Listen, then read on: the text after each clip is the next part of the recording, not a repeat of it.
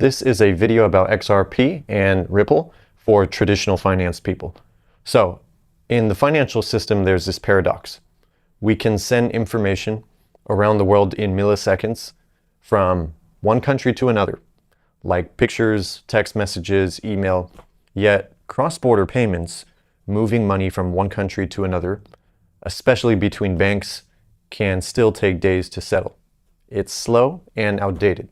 So, in a world where data moves instantly, value still moves through a very fragmented, outdated network.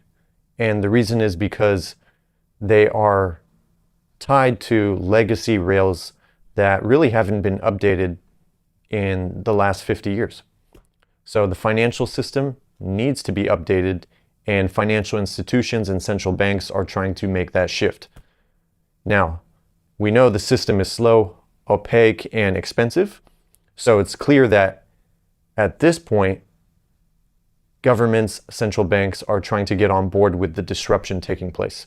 Now, to keep the system functional currently, to compensate for these inefficiencies in the financial system, financial institutions are forced to park over $27 trillion approximately in nostro and vostro accounts sitting around the world. Dormant capital that earns no yield. It's not doing anything. It's just sitting there. And it exists solely to support outdated settlement infrastructure because the financial system has not been updated. Now, this capital that could otherwise be used for credit creation, investment, maybe balance sheet optimization, and basically flow back into the economy. But instead, it's just sitting in pre-funded accounts around the world, doing nothing. And it doesn't need to be that way. So this isn't a minor issue. It's a structural inefficiency at the heart of the global financial system. And that's specifically where Ripple, the company, and XRP, their native token, come into the equation. And I'm going to explain in simple terms so that you could fully grasp what Ripple is, what they're doing, what XRP is, and what its purpose was designed for. So what is Ripple? In simple terms, Ripple is a private fintech technology company, a payment company as well, and they're based in San Francisco. And what they do is they build global payment solutions for financial institutions. And that's why I always say Ripple was designed to serve financial institutions, not retail. And their goal is to improve how money moves around the world, how value moves from A to B to Z. And ultimately, their goal is to be a bank, especially for cross-border payments, which is why they recently applied for the banking license in the US, which we said was going to happen for years. And today, the system is expensive, slow, and efficient, so they are trying to solidify their place in the financial system. Now, Ripple, the company, created a suite of software solutions, different things that people have talked about for a while. Originally, it was called RippleNet. That's one of them. Now evolving into its liquidity hub and Ripple payments platforms. And that helps banks and payment providers and even central banks send and settle payments in not days, but seconds. So it's instantly, something we've never seen before within the financial system. And that's why it's a disruptive technology on the blockchain technology. So think of Ripple as a software company, basically focused and working to modernize, you could say, the plumbing of the global financial system. And that's why they're working with central banks and financial institutions. So much like how, for example, Cisco built the infrastructure that allowed the internet to scale and become what it is today. So a similar concept. But Ripple is focused on the money, the value. And what is XRP? XRP is a digital asset, also known as a cryptocurrency, and it's Ripple's native token of the XRP ledger. And the XRP ledger is basically a public, decentralized blockchain that was launched, to our knowledge, in 2012. And the XRP ledger is basically the network, and XRP runs on that network. So the XRP ledger was designed specifically to facilitate fast, secure, and low cost cross-border payments and transactions. So unlike Bitcoin, for example, which takes 10 minutes and sometimes even more in order to confirm a transaction, XRP actually settles within a few seconds. So 3 to 5 seconds with minimal energy use, which is a big deal for the global elites, and very cheap, zero transaction fees, almost zero, fractions of a penny. Now, XRP serves multiple purposes. It acts as a bridge currency, but between fiat currencies. Okay, so for example, US dollars, it moves in XRP to pesos, eliminating the need for pre-funded accounts, the nostro vostro accounts we talked about earlier, which is capital just sitting dormant, doing nothing. And this eliminates the middleman. So it's a problem there for the middle guys, because that's how they make their money. But it provides instant liquidity and payment solutions for banks and financial institutions, which is key here. And most importantly, XRP is an open source and not owned or controlled by a central company, not the network, to our knowledge. And anyone can basically use XRP or use the XRP ledger and XRP itself. So with or without Ripple's involvement.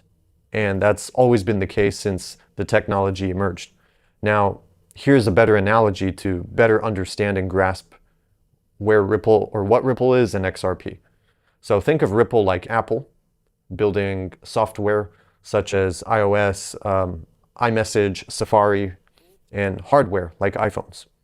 And think of XRP like the internet protocol that Apple apps run on. So you don't necessarily need Apple to use the internet, but Apple builds and provides tools to make the internet easier and faster to use.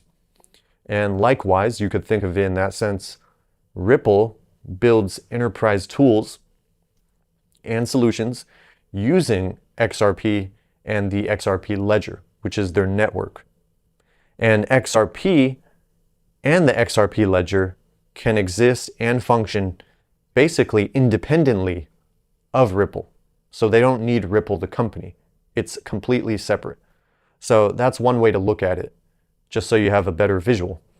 But just like Apple's core is basically the iPhone, Ripple's core is the XRP ledger. And Ripple without XRP is kind of like, you could say, Apple without the iPhone. So that's the connection there, and that's one way to look at it. So they're both important and they complement each other. But the value, I believe, is in protocol, which is the network, XRP. Now, Ripple has already formed over 300 partnerships with various financial institutions, some we know of, some we don't. There's NDAs involved, of course. And they're now applying for a US banking license just recently. And that just shows us it's a major move. And that basically signals where this is all heading. And we talked about this for a very long time, and here they are today trying to get the license. So the result is a huge advantage over competition in the market. We call that an economic moat. So most digital assets are very speculative. We all know this. It's like a whole casino. And a lot of the tokens have no real-world use case, no utility, and most importantly, no strong collaborations or partnerships. But XRP is unique in that sense. The reason is because they're serving a very defined market need, and they're tackling a very real multi-trillion-dollar issue that isn't coming in the future, but it's already here and it already exists in the current financial system for the last 50 years. And their solution isn't just good for tackling these issues. It's superior compared to many other ones in the space trying to copycat and do the same thing. And they already have adoption underway. It's a gradual process and it takes time, just like any industrial revolution throughout history. So as capital markets increasingly digitize and basically tokenization becomes more mainstream and adopted from retail institutions, the question is no longer if this transformation will happen because we know it's happening and it's coming, and innovation innovates and it gets adopted. The question is, who will provide the rails and the infrastructure and solutions for that transition?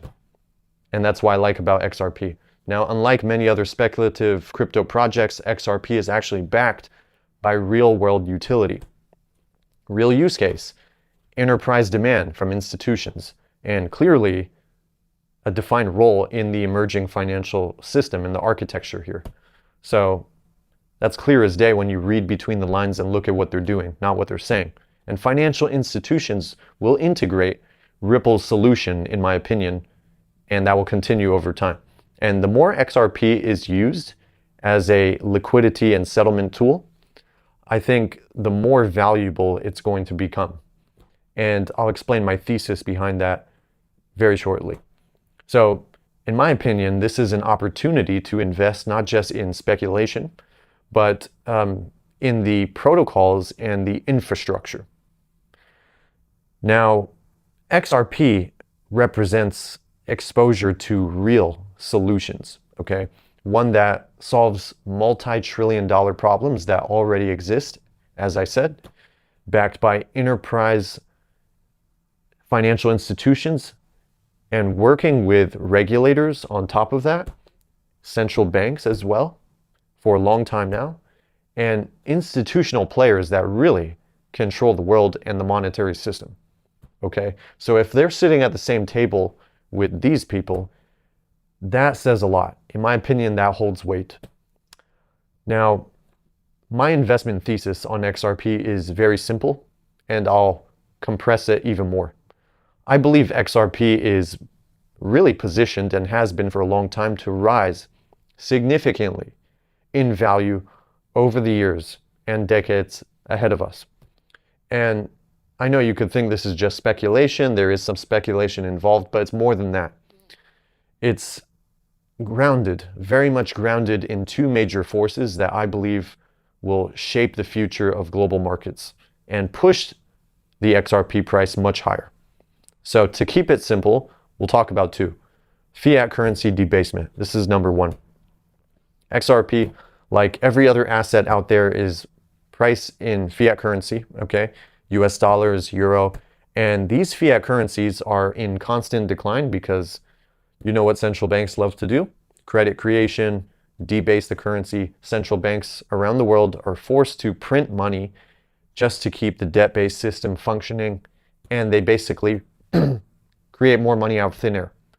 It's like keeping the system on artificial life support.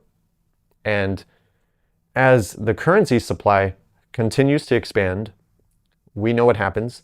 The value of each individual unit drops, okay? But here's the thing. When you have more dollars, more money printing, more currency units chasing the same number of asset prices or assets, prices rise, okay? Scarce assets, limited assets, it pushes asset prices up. And that's simple monetary math. And in a system that's built on ever-growing debt, I don't see the trend ever slowing down anytime soon. As a matter of fact, it's accelerating. So, as long as XRP continues to hold basically long-term relevance and long-term growth potential and still be around, its price, when measured in fiat currency, will climb naturally. The more money they print, the more currency units in supply circulating, the more asset prices measured in fiat are going to go up. The second thing is real demand from fixed supply, demand and supply. The second force is the demand that's going to come from institutions and retail. So it doesn't matter how things go. Interestingly, supply and demand dictate price. And over time, demand will push XRP to higher levels, in my opinion. And whether it's from institutional players, looking to move value across borders, use their instant liquidity, or whether it's from retail investing speculation, like us, retail investors, what's coming is inevitable. That demand will push up the price. And every time XRP is acquired and held, that supply is being removed from circulation. as the demand increases. So unlike fiat, XRP has a fixed supply and it's capped. It's 100 billion total and even less, half of that circulating. And that's the setup. Fixed supply, growing demand, and long-term utility. So demand will push prices even higher, and that's the second force. So asset prices are ultimately, we all know this, governed by supply and demand. And with that dynamic in place, as long as that exists, it's only a matter of time before price starts to reflect that demand. And that demand will continue to increase, I believe, over time. And not overnight, but over time, I believe XRP will start hitting new levels, and this will eventually price most people out. So, put simply, more currency units circulating, plus growing demand, plus a fixed supply, in my opinion, that translates to long-term price appreciation. I don't see it going any other direction. Sure, we'll have volatility, price action in between, but the long-term growth trend is an upwards trajectory. And this is why I continue to accumulate and hold XRP, not for a quick trade, although I do have a short-term trade position within my portfolio. I primarily buy XRP and other digital assets, but XRP specifically for long-term growth potential, because I believe the price is going to continue to rise and utility will bring more opportunities to the market, like staking, yield. And I believe we'll see that once regulatory frameworks become more solidified and adoption takes place. But the legacy system is breaking down in slow motion and new infrastructure is being built. And as global adoption continues, and we're clearly going in that direction, I expect XRP to be one of the few assets that actually survives when we get on the other side. And what I'm referring to is once the dust settles and a lot of these cryptos and companies go bust, there will be a few that emerge from the ashes, just like during the dot-com era. And I believe XRP and Ripple will be one of them. So don't be fooled by noise, influencers, mainstream headlines, and don't chase bubbles. Okay, the key is to get in early, because when the financial system fully upgrades, and we know that's coming, we're already on that path, and it's in the process, and when it does upgrade, you'll want to be holding protocols and digital assets that power the new system, not the ones that are going to collapse under it just so you can make a quick buck. You need to think long term, because most of these cryptocurrencies and the companies behind them will vanish. This is inevitable. We saw this during the dot-com bubble. We've seen this actually throughout every technological disruptive revolution in the past. I'll see you guys next time.